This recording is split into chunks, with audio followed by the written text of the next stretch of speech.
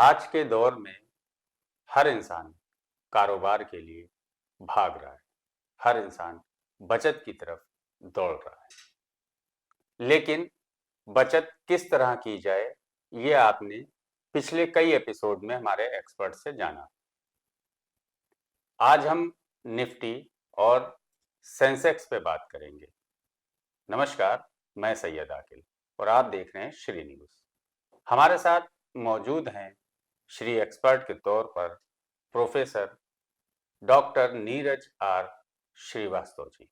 आपका बहुत बहुत स्वागत है सर। आज हम बात करेंगे निफ्टी और सेंसेक्स पे। आपसे सबसे पहला सवाल है, निफ्टी और सेंसेक्स क्या है और उसका क्या महत्व है? श्री एक्सपर्ट के व्यूअर्स को मेरा नमस्कार। आज का जो टॉपिक आपने लिया है निफ्टी और सेंसेक्स क्या है। देखिए, स्टॉक मार्केट के ये दोनों बहुत ही हाई प्रोफाइल बेंचमार्क और स्टॉक इंडिकेटर्स हैं, या आप ये कह सकते हैं कि इंडेक्स इंडिकेटर है।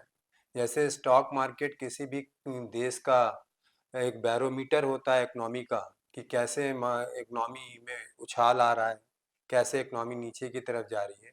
उसी तरह से स्टॉक मार्केट के ये जो दो बेंचमार्क हैं, निफ्टी और सेंसेक्स, अपना काम करते हैं और इनका रोल अलग अलग है। क्योंकि जो आपने निफ्टी की बात की, वो हमारे एनएससी से रिलेटेड है, नेशनल स्टॉक एक्सचेंज से। और आप जब उसकी बात करते हैं सेंसेक्स की, तो बॉम्बे स्टॉक एक्सचेंज से रिलेटेड है। पर दोनों का काम अपना टॉप कंपनीज जो हैं, उनके शेयर्स मार्केट के प्राइस के ग्रोथ को एनालाइज करना होता है और उसको हमारे इन्वेस्टर्स को टाइम टू टाइम शो करते रहते हैं। नहीं, अगर हम आसान भाषा में समझना चाहें निफ्टी और सेंसेक्स को, अमूमन आम आदमी नहीं समझ पाता निफ्टी क्या है, सेंसेक्स क्या है। सिर्फ सुना सुना सा नाम रहता है कि हमने सुना है निफ्टी होता है। निफ्टी और सेंसेक्स को आसान भाषा में हम समझें कैसे? निफ्टी और सेंसेक्स को अगर आप आसान भाषा में बात कर रहे हैं, तो मैं इसको इस तरह से समझाने की कोशिश करता हूँ कि देखिए, Nifty is a top 50 companies जो हैं नेशनल स्टॉक एक्सचेंज की, जिनको हम लार्ज कैप कंपनी कहते हैं, जिनमें बहुत देश का बहुत बड़ा कैपिटल का जो इन्वेस्टमेंट होता है, जो कंसिस्टेंटली परफॉर्म करती हैं, जिनका जो परफॉर्मेंस है लगातार एक जैसा रहता है। मार्केट के बहुत फ्लैक्चुएशन से बहुत ज़्यादा उन पर इम्पैक्ट नहीं आता है। तो वो जो टॉप 50 कंपनी को इंडेक्स किया गया है स्टॉक एक्सचेंज में, नेशनल स्टॉक एक्सचेंज में निफ्टी के थ्रू, उसे ही हम निफ्टी कहते हैं। इसी तरह से सेंसेक्स जो है, उसमें 30 कंपनीज जो टॉप हैं, जो लार्ज कैप की ही कंपनीज हैं, जो कंसिस्टेंटली परफॉर्म कर रही हैं, तो वो हमारे बॉम्बे स्टॉक एक्सचेंज में एनरोल्ड होती हैं। तो दोनों आपस में अपना एक अलग अलग उनका फीचर है, अलग अलग रोल है, और इन्वेस्टर को दोनों ही रोल में अपना पैसा लगाना होता है। तो उसके लिए उन्हें काफ़ी स्टडी करके जाना होगा। तो अगर हम ये कहें कि दोनों एक हैं, तो एक तो नहीं है, दोनों का अपना एक अलग फीचर है। पर कंपनियां दोनों में सिमिलर हो सकती हैं। कंपनियां ये नहीं है कि जो निफ्टी में है वो सेंसेक्स में नहीं है, और जो सेंसेक्स में है वो निफ्टी में नहीं है। ऐसा हमारे निवेशक ना समझे। दोनों जगह कंपनियों का प्रारूप चेंज नहीं है, वो आपस में इंटरलिंक्ड है, पर उनके रोल अलग अलग हैं। जैसे निफ्टी और सेंसेक्स में अंतर हम समझना चाहें, क्या अंतर होता है दोनों में? अगर आप अंतर की बात करेंगे, तो देखिए, अंतर ये है कि सेंसेक्स जो नए इन्वेस्टर हैं, जो निवेशक हैं, पहली बार है सेंसेक्स ने अच्छा परफॉर्म कर किया है निफ्टी के रिस्पेक्ट में। और मैंने अभी आपको बताया कि सेंसेक्स 1986 से लॉन्च हुआ ये वर्ड, और वहाँ से वो टॉप 30 कंपनी के परफॉर्मेंस, जो कि ओल्डेस्ट स्टॉक एक्सचेंज है बॉम्बे स्टॉक एक्सचेंज, जिसका अपना एक पुराना इतिहास रहा है, और जिसने इंडियन इकॉनमी में अपना इम्पोर्टेंस रोल भी प्ले किया है। तो सेंसेक्स ने निफ्टी के रिस्पेक्ट में ज़्यादा अच्छा परफॉर्म किया है, और वो निवेशक के लिए बेहतर भी है कि वो पहली बार सेंसेक्स की तरफ जाएं।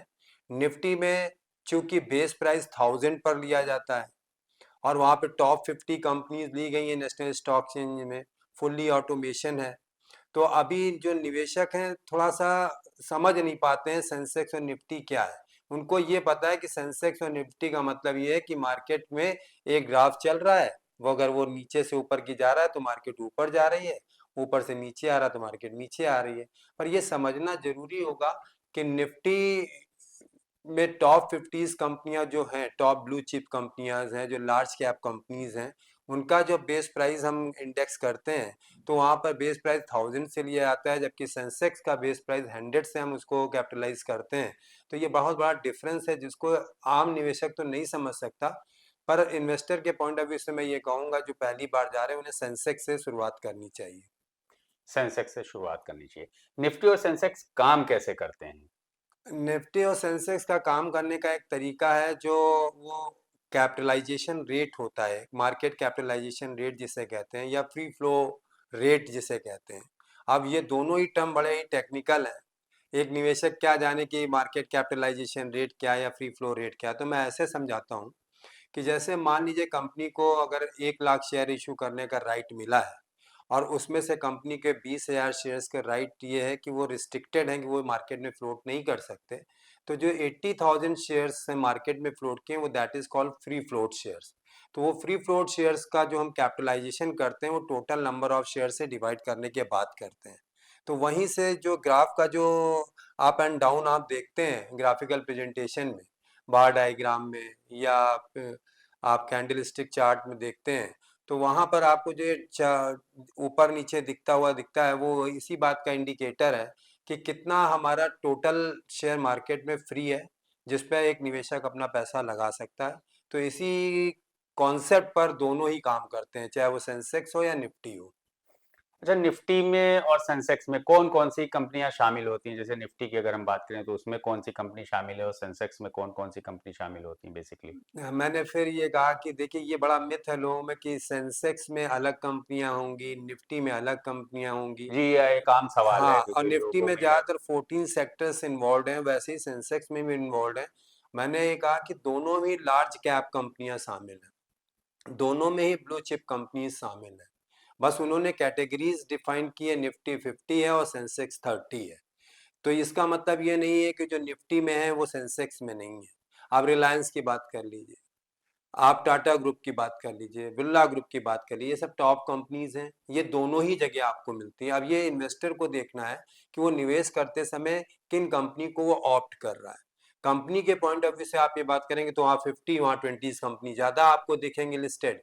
मतलब लिस्टेड कहने का मतलब ये नहीं कि नहीं है लिस्टेड, क्योंकि लिस्टेड की भी एक कैटेगरी डिफाइन की गई है, निफ्टी 50 है, निफ्टी 150 है, निफ्टी 500 है, निफ्टी नेक्स्ट है। ऐसे ही निफ्टी स्मॉल कैप फंड है, मिड कैप फंड है, तो उनके अलग अलग कैटेगरीज हैं। पर सेंसेक्स में इस तरह की कैटेगरीज का कोई वो नहीं एलोकेशन किया गया है। सेंसेक्स में टॉप 30 कंपनी का जो परफॉर्मेंस है उसी के बेस पर सारे कंपनियों के शेयर्स के रेट डिसाइड किए जाते हैं। अच्छा, जो निफ्टी और सेंसेक्स में कंपनियों का चयन कैसे किया जाता है? अगर हम इस पे बात करें कि कंपनियाँ कैसे चयनित होती हैं, तो निफ्टी और सेंसेक्स में किस तरह से चयन होता है देखिए कंपनियों का? कंपनियों के चयन की बात आप निफ्टी और सेंसेक्स में कह रहे हैं तो ये नेटवर्थ पे डिपेंड करता है, कंपनी की परफॉर्मेंस पे डिपेंड करता है कि कंपनी का डिविडेंड रेट क्या रहा है, कंपनी की पास परफॉर्मेंस क्या रही है। क्योंकि एक निवेशक के लिए तो इतना जानने के लिए उसको कंपनी की फंडामेंटल एनालिसिस में जाना पड़ेगा, और फंडामेंटल के बाद हमारी इंडस्ट्री एनालिसिस होती है उसमें जाना पड़ेगा, फिर टेक्निकल एनालिसिस में जाना पड़ेगा, एक लंबा प्रोसेस है। स्टॉक मार्केट ये देखता है कि जो कंसिस्टेंटली परफॉर्म कर रही है, जिनका डिविडेंड ग्रोथ अच्छा है, जिनका मार्केट शेयर अच्छा है, जिनकी नेटवर्थ अच्छी है, वो वहाँ पर ऑटोमेटिकली जब भी वो अपना आईपीओ लाते हैं तो पहले वो स्टॉक मार्केट में जैसे ही वो अलॉट हो जाते हैं वो लिस्ट हो जाते हैं। अब लिस्ट होने पे उनको निफ्टी और सेंसेक्स में कैसे लाया जाए, तो निफ्टी और सेंसेक्स में वो अपने आप इस तरह से लिस्टेड हो जाएंगे जब वो अच्छा परफॉर्म कर रहे होंगे, एक अच्छा रिटर्न दे रहे होंगे, तो वो अपने आप उन सूचियों में शामिल हो जाएंगे, टॉप 50 में और टॉप 30 में। बिल्कुल। तो निफ्टी और सेंसेक्स के इंडिकेटर्स क्या हैं, उनके क्या वैल्यू होती है? इंडिकेटर से मतलब आपका कि जो शेयर मार्केट के प्राइस का अप एंड डाउन से है। जी। तो देखिए इंडिकेटर्स मैंने फिर बताया कि वो इंडिकेटर्स आपका अर्निंग पर शेयर्स हैं, डिविडेंड यील्ड रेशियो है, इनके बेस पर हम ये डिसाइड करते हैं कि कंपनी कैसा परफॉर्म कर रही है। तो अगर आपका अर्निंग पर शेयर मान लीजिए थोड़ी देर के लिए 20 to 25% है, तो इट्स अ गुड कंडीशन। अब इसको और सरल भाषा में समझाऊं, मान लीजिए कि कंपनी का मार्केट प्राइस 20 पर शेयर हो, अर्निंग पर शेयर 1 रुपए है, तो आप मतलब इतनी आप में अभी क्षमता है कि आप 20 रुपए तक लगाने को तैयार हैं अपनी अर्निंग प्राइस रेशियो के हिसाब से मार्केट में। और इसी तरह से डिविडेंड जितना अच्छा आप कंपनी डिविडेंड डिक्लेयर कर रही होगी, वो उसका यील्ड रेशियो हाई होगा, डिविडेंड हाई होगा, तो इन्वेस्टर को भी ये डिसाइड करना होगा कि उसको डिविडेंड बेस्ड कंपनियों में इन्वेस्ट करना है या नेट वर्थ बेस्ड कंपनियों में इन्वेस्ट करना है जहाँ वेल्थ मैक्सिमाइजेशन होने की बात है। तो ये निवेशक के ऊपर डिपेंड करेगा कि वो किस तरह का रिटर्न चाहता है। तो इंडिकेटर की जहाँ तक बात है, तो ये सारी चीज़ें डिपेंड करेंगी कंपनी की अपनी लिक्विडिटी पोजीशन पर, कंपनी की फ्लेक्सिबिलिटी पर, और कंपनी की क्या कहते हैं डिविडेंड पॉलिसी और अर्निंग पर शेयर पर। ये पीईओ रेशियो क्या है और इसका क्या उपयोग होता है? मैंने अभी बताया कि प्राइस अर्निंग रेशियो का मतलब होता है मार्केट प्राइस पर share divided by earning per share. अब मार्केट प्राइस पर share is affected by several causes. Earning per share जिस पर कि एक शेयर पर कितनी अर्निंग शेयर होल्डर्स जो इन्वेस्टर है निवेशक है उसको हो रही है। तो मार्केट प्राइस शेयर पर शेयर अगर अच्छा ग्रो कर रहा होगा, तो इन्वेस्टर्स जो है वो अर्निंग पर शेयर के हिसाब से ज़्यादा पैसा मार्केट में लगाने को तैयार होगा, ज़्यादा शेयर्स में इन्वेस्ट करने को तैयार होगा, क्योंकि जिन शेयर का मार्केट प्राइस पर शेयर अच्छा होगा वो 100% उनका जो कंपनी की वेल्थ है वो बहुत अच्छी ग्रो कर रही होगी। अब ये बहुत अच्छे से समझना होगा कि वेल्थ और प्रॉफिट में क्या डिफरेंस है। देखिए, दो फैक्टर है। प्रॉफिट एक तो कंपनी का ऑब्जेक्ट होता है कि प्रॉफिट मैक्सिमाइज करे। दूसरा, कंपनी का ऑब्जेक्टिव केवल प्रॉफिट मैक्सिमाइज करने से शेयर होल्डर का भला नहीं होने वाला, क्योंकि जो इंस्टीट्यूशनल इन्वेस्टर्स हैं, शेयर होल्डर्स हैं, वो डिविडेंड पर केवल बेस्ड नहीं रहना चाहते, वो अपनी नेट वर्थ बढ़ाना चाहते हैं, अपने शेयर्स की वैल्यू बढ़ाना चाहते हैं। तो हमें ये देखना पड़ेगा कंपनी अपने प्रॉफिट का कितना पार्ट रिटेन करती है, जिसको हम ट्रेडिंग ऑन इक्विटी कहते हैं, प्लॉइंग बैक ऑफ प्रॉफिट कहते हैं, not trading on equity, ploughing back of profit कहते हैं। और कितना वो प्रॉफिट को अपना रिटेन करके बिजनेस में इस्तेमाल करती है, उससे उसकी वेल्थ बढ़ती है, और कितना पोर्शन वो उस प्रॉफिट का एज ए डिविडेंड डिक्लेयर करती है। तो ये दो फैक्टर ऐसे हैं जिसमें आपको ये देखना पड़ेगा कि इन्वेस्टर का रुचि किस में है, इन्वेस्टर चाहता क्या है, वो उसने डिविडेंड पाने के लिए इन्वेस्ट किया है या अपनी मार्केट वैल्यू ऑफ शेयर्स को बढ़ाने के लिए किया है। तो ये सब फैक्टर्स को ध्यान में रख करके ही अर्निंग पर शेयर और डिविडेंड यील्ड रेशियो को फैक्टर डिसाइड किया जाता है। ये डिविडेंड यील्ड क्या है और इसका उपयोग क्या होता है? डिविडेंड यील्ड मैंने बताया कि पर शेयर्स पर, डिविडेंड का मतलब यही है कि dividend per share upon market price पर शेयर। जितना डिविडेंड आप डिक्लेयर करेंगे, तो कहा जाता है 2 से 6% तक का डिविडेंड अच्छा रेशियो है, तो मतलब मार्केट में अच्छी वो है। अगर आप मान लीजिए 0% डिविडेंड, कंपनी डिविडेंड डिक्लेयर ना करती हो, तो ये इंडिकेटर है कि company is in not a good condition, थोड़ी पैनिक सिचुएशन है, हार्डशिप चल रही कंपनी में। तो हमें ये देखना पड़ेगा कि कंपनी अगर डिविडेंड डिक्लेयर करने की स्थिति में है, तो कंपनी की बेहतर पोजीशन है, कंपनी अच्छे परफॉर्म कर रही है। तो ये सब इंडिकेटर है जिससे एक निवेशक सावधान भी रह सकता है, और कंपनी के डिविडेंड डिक्लेरेशन रेशियो को 2 से 6% तक के रेशियो में देखता है कंपनी है। कोई लिमिट नहीं है, 7 भी हो सकता है, 8 भी हो सकता है, पर बहुत ज़्यादा हाईली डिविडेंड देना भी कंपनी के लिए बड़ा घातक होता है, क्योंकि कंपनी फिर सारा पैसा जब शेयर होल्डर्स को ही दे देगी तो रिटेन नहीं करेगी, तो वेल्थ मैक्सिमाइजेशन नहीं होगा, जबकि शेयर होल्डर ये चाहते हैं कि उनकी नेट वर्थ बढ़े। निफ्टी और सेंसेक्स में रिस्क क्या है और इसका किस तरह प्रभाव होता देखिए, है? रिस्क तो शेयर मार्केट में रिस्क तो इन्वॉल्व है ही है। जहाँ मार्केट है वहाँ रिस्क का होना लाजमी है, क्योंकि रिस्क के बिना रिटर्न पॉसिबल नहीं है, हाई रिटर्न पॉसिबल नहीं है। तो आप रिस्क की बात करें तो दोनों में ही रिस्क फैक्टर इन्वॉल्व है। ये नहीं कह सकते कि इसमें ज़्यादा है और उसमें कम है, क्योंकि ये तो मार्केट की कंडीशन पे डिपेंड करता है।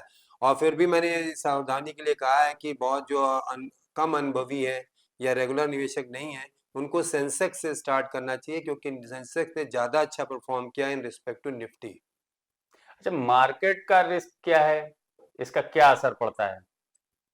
मार्केट रिस्क देखिए, दो तरह के रिस्क हैं। या तो आप बिल्कुल रिस्क फ्री पर खेलिए, और रिस्क फ्री पर खेलने का मतलब ये है कि आप बिल्कुल ट्रेडिशनल अप्रोच के साथ जी रहे हैं। ना आपको इन्फ्लेशन से मतलब है करंट, ना आपको उसके रिटर्न से मतलब है। क्योंकि जहाँ पर आप बिल्कुल कांस्टेंट रिटर्न चाहते हैं कि रिटर्न फिक्स्ड हो, तो वहाँ पर मार्केट रिस्क नहीं होता। वहाँ पर रिटर्न आपके कांस्टेंट हो सकते हैं कि फिक्स हो गए 7% का मार्केट से रिटर्न मिल जाएगा, 7.5% तक का आपको रिटर्न मिल जाएगा, जहाँ पर श्योर शॉर्ट है कि आपको इतना तो मिल ही जाएगा।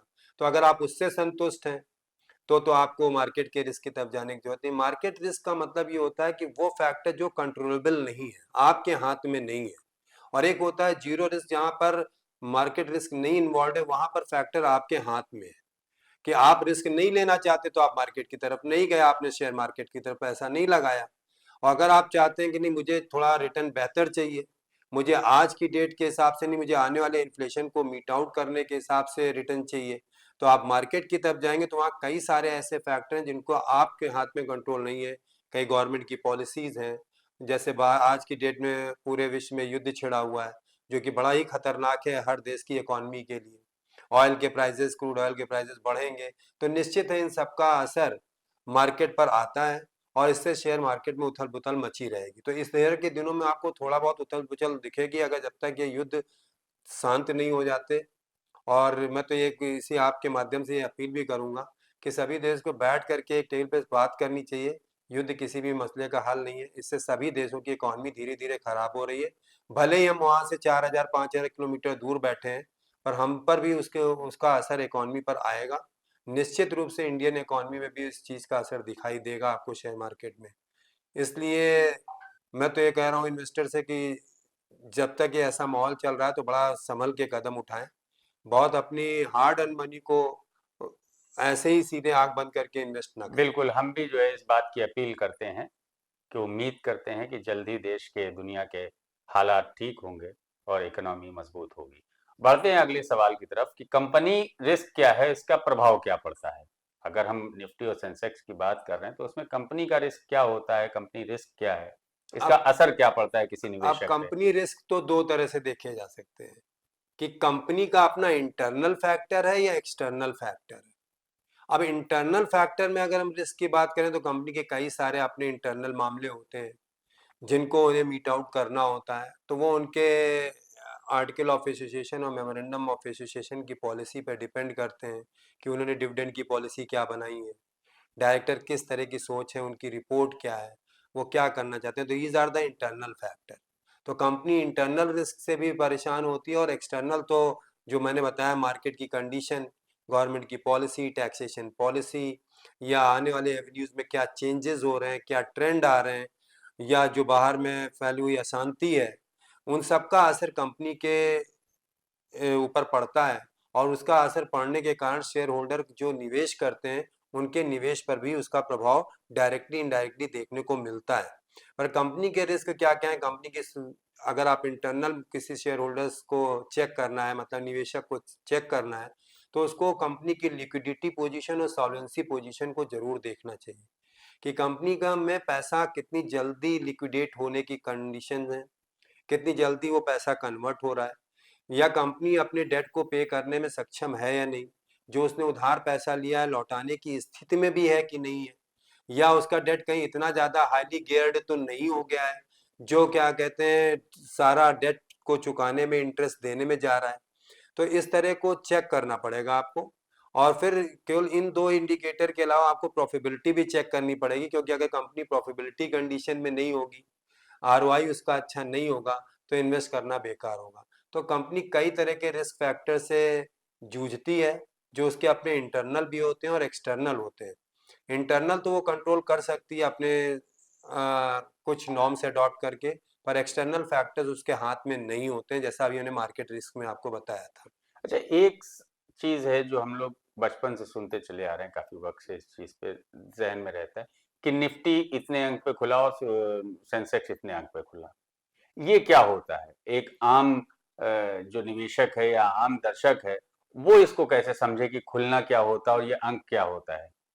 आप देखिए, एक बेस प्राइस जब बनाया गया, तो मैंने अभी आपको बताया कि जब बेस आप इंडेक्स मान लेते हैं, तो उस बेस प्राइस पे जिस दिन मार्केट जो क्लोज हुआ, अब उस बेस प्राइस के बेस पर नेक्स्ट डे पर मार्केट को कितना जंप करना चाहिए, जैसे मान लीजिए 200 से ऊपर जा रहा है, तो 200 प्लस की कंडीशन में तो ये ओवर बॉट मार्केट होगी, मतलब अधिक परचेज हो रहा है मार्केट में, अच्छा वो है दिख रहा है उछाल, और यही -200 की तरफ जा रहा है, तो ये मार्केट नीचे की तरफ जा रही है, जहाँ पर पैनिक सिचुएशन है, जहाँ पे ज़्यादा से ज़्यादा लोग अपना सेल करके बाहर निकलने की कोशिश कर रहे हैं। तो इन दोनों चीज़ों में जो उछाल की आप बात कर रहे हैं, इसको समझने के लिए तो बहुत ही आपको माइन्यूट ऑब्जर्वेशन रखने पड़ेंगे कि वो पिछले डेट में क्या था और आगे आने, तो ये ट्रेंड बेस्ड मार्केट होती है। तो ट्रेंड की एनालाइज करने के लिए कुछ टूल्स होते हैं, तो वो टूल्स आपको अगर जानने हैं, तो इसके लिए प्रॉपर स्टडी करनी पड़ेगी। उन टूल्स को हम यहाँ एक एक करके सारी चीज़ें तो नहीं बता सकते, पर आप ये समझ लीजिए कि टोटली ये जो कंडीशन उछाल और नीचे जाने की है, वो सारा डिमांड एंड सप्लाई का खेल है मार्केट का, कि कितना डिमांड एंड सप्लाई चल रहा है। अगर डिमांड ज़्यादा है तो सेंसेक्स ऊपर जाएगा, डिमांड कम है, सप्लाई ज़्यादा हो रही तो मार्केट नीचे आएगी, और इसी बेस पर ये सेंसेक्स भी अपना परफॉर्मेंस देता है। एक शब्द और होता है शेयर बाजार में, दलाल। हाँ। दलाल स्ट्रीट बाकायदा है, हालांकि इस शब्द को अमूमन आम बोलचाल में तो इसको बहुत गलत मानते हैं अगर किसी से कह दिया जाए, लेकिन ये दलाल शब्द क्या है और ये किस तरह से काम करता है? देखिए, एक्चुअली में क्या है कि दलाल वर्ड तो गलत वर्ड है, हम इसको अगर इंग्लिश में ही कहें तो ठीक है, क्योंकि दलाल वर्ड हिंदी में कहने में थोड़ा खराब जैसे लगता है। दलाल स्ट्रीट बोला जाता है, दलाल हाँ, स्ट्रीट मैं है आपको वहां बताता पे। हूँ, ये ब्रोकर्स जो है, एक्चुअली में स्टॉक मार्केट है क्या? वो ब्रोकिंग एजेंसी है। स्टॉक मार्केट के पास कोई फिजिकल शेयर्स अपने पास कंपनी के नहीं होते। स्टॉक मार्केट एक मीडिएटर की तरह से काम करता है, जैसे हम और आप बैठे हैं, तो आप और हम के हमारे बीच में वो एक जो सौदा है, वो कराने के बीच में एक मीडिएटर का काम करता है, और वो जब वो सौदा करा देता है तो वो आपसे भी और हमसे दोनों लोगों से कमीशन लेता है, जिसको यहाँ पर दलाली का नाम दिया गया है, पर वो एक ब्रोकरेज है। भाई अगर कोई सर्विसेज प्रोवाइड कर रहा है तो उसके बदले में जो फी लेता है, दैट इज कॉल्ड ब्रोकरेज है। तो दलाल वर्ड से और दलाली वर्ड से अच्छा है कि हम इसको ब्रोकरेज फी कहें, तो ज्यादा अच्छा नहीं, लगेगा। बाकायदा हाँ, ये मुंबई टर्म्स में दिया गया दलाल है। स्ट्रीट बाकायदा हाँ, बनी हुई दलाल है। स्ट्रीट भी बनी हुई है, जी। तो वहां भी यही सारा काम होता है। पर आपको ये समझ लेना चाहिए कि stock market is a broking agency. Stock market खुद इटसेल्फ ब्रोकिंग एजेंसी है, स्पेकुलेटिव मार्केट कहा जाता है। उसके अंडर में सब ब्रोकर्स आते हैं। चलिए तो आगे आगे बढ़ते हैं। जैसे निफ्टी और सेंसेक्स के भविष्य की बात करें, इसकी भविष्य की दिशा क्या हो सकती है? देखिए, बी ऑप्टिमिस्ट। आज की डेट में जिस तरह से मैंने बताया, 2014 में 20,000 मार्केट था और आज 86,000 टच कर रहा है। वो थोड़ा बहुत ऊपर नीचे इधर मार्केट अभी 2-4 दिनों में कुछ हुआ ऊपर नीचे, पर वो अपने यहाँ दिवाली तक तो ऐसा कुछ होने वाला नहीं है, मार्केट अच्छा जाएगा और अच्छी जाएगी। पर ये सारी चीजें अच्छी और बुराई जो भी है, ये सब पूरे वर्ल्ड इकोनॉमी पर बेस्ड करता है, और वर्ल्ड में जिस तरह का आज की डेट में माहौल देखने को मिल रहा है, तो हम निश्चिंत होकर के इन्वेस्ट करके बैठ नहीं सकते। हमें बड़ा अलर्ट रहना पड़ेगा, क्योंकि बड़ी अलार्मिंग सिचुएशन है। अभी जो निकट भविष्य में तो ऐसा दिख रहा है कि दो कोई भी पक्ष पीछे हटने को तैयार नहीं है। लड़ाई बड़ी जोर शोर से चल रही है, तो उसका असर कहीं ना कहीं इंटरनेशनली सब पर पड़ रहा है। अगर क्रूड ऑयल इफेक्ट होता है तो एनर्जी सेक्टर पे इफेक्ट आता है। एनर्जी सेक्टर पे इफेक्ट आएगा तो पक्का है जिस इस क्षेत्र में काम करने वाली कंपनियों के शेयर पर बहुत खराब प्रभाव पड़ेगा। और एनर्जी सेक्टर से सारे सेक्टर जुड़े होते हैं, तो उन पर भी प्रभाव करना पड़ेगा। तो इन सब चीज़ों के कारण से अभी मार्केट में थोड़ा सा ऊपर नीचे की सिचुएशन आपको दिखेगी, तो आप बिल्कुल अलर्ट होकर के काम करिए। और फिर मैंने कहा कि भगवान से यही मनाते हैं कि सब जगह शांति हो और अच्छे सा माहौल बने, तो ये निकट भविष्य में सेंसेक्स और निफ्टी आपको एक बहुत अच्छा पैसा रिटर्न के रूप में दे सकते हैं, क्योंकि 20,000 से 86,000 मार्केट जाने का मतलब ये होता है कि आपका पैसा, जो अगर आपने मान लीजिए, एक उदाहरण लीजिए कि आपने 1 रुपया लगाया तो 86 रुपए के करीब हो गया आपका। तो अब आप सोचिए कि क्या पोजीशन रही है। बिल्कुल। निफ्टी और सेंसेक्स में तकनीकी की भूमिका क्या है? अब अगर आप निफ्टी की बात करें, जहाँ national stock exchange fully automation है, वहां पर कोई भी पेपर वर्क वाला नहीं है। हम्म। और जहाँ सेंसेक्स की बात है, सबसे पुराना बॉम्बे स्टॉक एक्सचेंज है, वो ट्रेडिशनल अप्रोच के साथ चला था, तो उसके ऑटोमेशन में और इनके टेक्निक में काफ़ी अंतर है। ये one window single window one button switch वाला प्रोग्राम है जहाँ पर एनएससी में। वैसे ही बॉम्बे स्टॉक एक्सचेंज भी पूरा कंप्यूटराइज्ड है। पर जो इक्विपमेंट और टेक्निक की बात की जाए तो Nifty is more better than Sensex. Nifty और सेंसेक्स में वैश्वीकरण का प्रभाव क्या पड़ेगा, अगर इस सवाल को पूछें आज के हालात को देखते हुए? वैश्वीकरण की बात आप कर रहे हैं तो वैश्वीकरण तो का प्रभाव केवल निफ्टी और सेंसेक्स पे क्या, पूरे देश की इकोनॉमी पर पड़ सकता है। क्योंकि वैश्वीकरण में जो आप ग्लोबलाइजेशन की बात करते हैं तो ग्लोबलाइजेशन में अब देश दो फाड़ में बंटता दिख रहा है। जहाँ पूरा देश क्या मतलब पूरा पूरी दुनिया ही पूरी दो दुनिया बार में दो ही फाड़ में बिखरी है। दिखाई दे रही है। तो दो फाड़ में जो पूरी दुनिया दिखाई दे रही है, देश तो मैंने गलत बोल दिया, तो पूरी दुनिया की मैं बात करने जा रहा हूँ। तो उसमें जो ये गुटबाजी आपको दिख रही है उससे तो पूरे ग्लोबलाइजेशन पर, इकोनॉमी पर असर आने वाला है।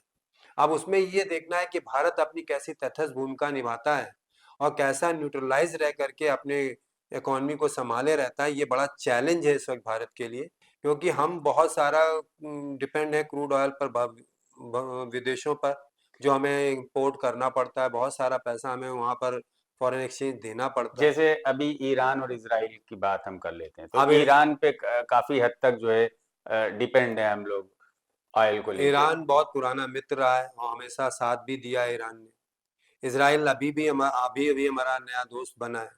दोनों के साथ एक साझा बैठाना, क्योंकि दोनों आपस में लड़ रहे हैं और उसमें इंडिया को अपनी भूमिका बहुत संभाल के रखनी होगी, क्योंकि हम दोनों से मित्रता भी चाहते हैं और ये भी चाहते हैं कि दोनों के युद्ध खत्म हो और बात करके वो एक टेबल पर बैठे, क्योंकि युद्ध से किसी का भला नहीं होता। ईरान से हमारा क्या हमारे देश पे क्या असर पड़ेगा ईरान? ईरान से हम इतना क्रूड ऑयल लेते हैं और निश्चित है कि जब युद्ध हो रहा है तो रेट ऑयल के बढ़ेंगे, और रेट ऑयल के बढ़ेंगे तो पेट्रोल और डीजल की कीमतें हमारे देश में भी बढ़ेंगी, और जिसका सीधे सीधे आम जनता के किचन तक भी जाएगा, आम जनता की पॉकेट पर भी जाएगा, और आम जनता को बहुत महंगाई का फिर सामना करना पड़ सकता है। तो ईरान की भूमिका को कम नहीं आंका जा सकता, क्योंकि इंडिया के मामले में तो ईरान की तेल की जो नीति रही है हमेशा इमरान ने साथ दिया है, तो वो कम महती भूमिका नहीं है। अगर भारत ईरान के साथ जाता है तो इजराइल से हमें क्या नुकसान हो सकता है कारोबार अगर में? हम ये देखें तो भारत हमेशा इंडिपेंडेंट ग्रुप में रहा है, भारत ने कभी किसी गुट को शामिल नहीं हुआ है। इसराइल के साथ जाने पर दिखने पर ये होता है कि हम नाटो देश का साथ दे रहे हैं, हम अमेरिका की तरफ प्रो हो गए हैं। हम जबकि रशिया से भी अच्छे संबंध हैं हमारे, हमारे इसराइल से भी अभी नए नए बहुत अच्छे संबंध बने हैं, और ईरान से तो बहुत पुराना ही हमारा नाता रहा है, और ईरान ने बहुत हमें ऑयल के मामले में बहुत सहायता भी दी है। तो हम हमारी भूमिका तो यही रहनी चाहिए कि हमें न्यूट्रल रह करके दोनों में आपस में बातचीत के ढंग से आगे बढ़ करके हमारी सरकार को दोनों को बातचीत से बैठ करके अपने मसलों को सुलझाने की सलाह देनी चाहिए। और ये जल्दी से जल्दी, मैं तो यही कहूँगा कि जितनी जल्दी से जल्दी ये युद्ध खत्म हो, क्योंकि युद्ध से किसी का भला नहीं होता। तो ये जितने जल्दी से जल्दी ये लोग अपने जो डिफरेंसेस हैं मीट आउट कर लेंगे तो उससे पूरे विश्व का कल्याण ही होगा। तो आप सुन रहे थे किस तरह से सेंसेक्स और निफ्टी काम करता है, किस तरह से मार्केट पे उसका असर पड़ता है, और दुनिया के माहौल जो दुनिया में चल रहा है, चाहे ईरान इजराइल युद्ध हो, और उसका कारोबार पे क्या असर पड़ता है। तो मेरे साथ जुड़े हुए थे लखनऊ से नीरज आर श्रीवास्तव जी, प्रोफेसर थे, कैरियर काउंसलर थे, जिन्होंने आपको जानकारी दी। पिछले कई हफ्तों से लगातार आपको सेंसेक्स निफ्टी और शेयर मार्केट से जुड़े आपकी उलझनों को, आपके सवालों को हल करने की कोशिश की जा रही थी। आसान शब्दों में जो आप समझ सके वो आपको डॉक्टर नीरज आर श्रीवास्तव समझा रहे थे। मेरे साथ आज के लिए बस इतना ही। आप बने रहिए श्री न्यूज के साथ।